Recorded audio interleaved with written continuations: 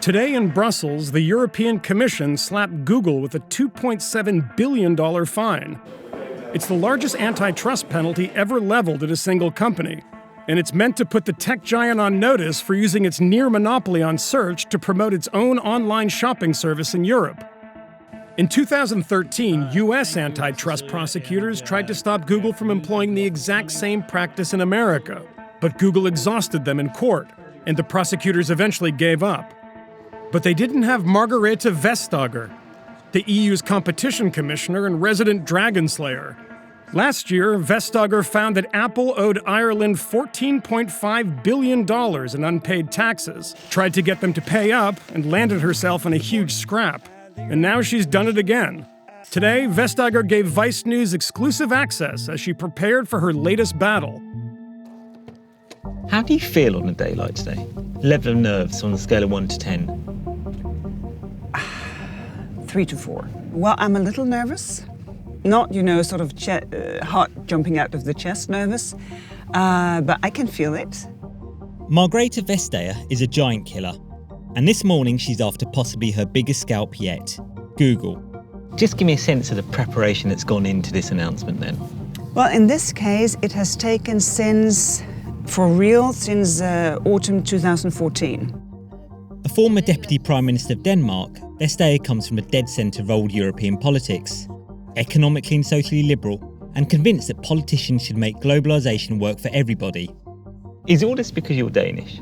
No, I don't think so. Is it because the Danes have got a particular view about how we need to stick by the rules and... I think it's part of it, because I come from a society where when we're starting out, inequality is about the same as in the US. Then we tax and redistribute, so we end up being one of the most equal countries in the world. And that, of course, is the political culture that I also bring here. Not the values of the winner-takes-all internet as exposed today.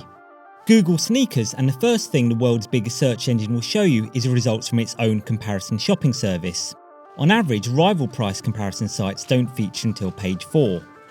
What Google has done is illegal under EU antitrust rules. It has denied other companies the chance to compete on the merits and to innovate. And most importantly, it has denied European consumers the benefits of competition. The risk for Google is that its other services, maps, restaurants, flight bookings, will also be subject to an investigation. The company's considering an appeal.